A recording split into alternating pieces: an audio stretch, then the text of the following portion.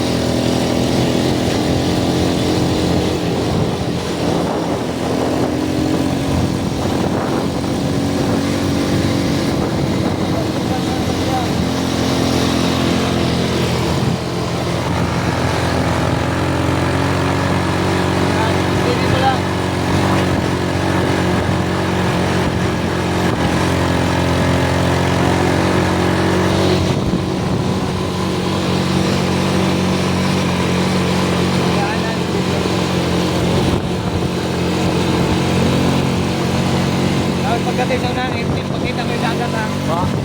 Pagdating doon sa taas, yung view, yung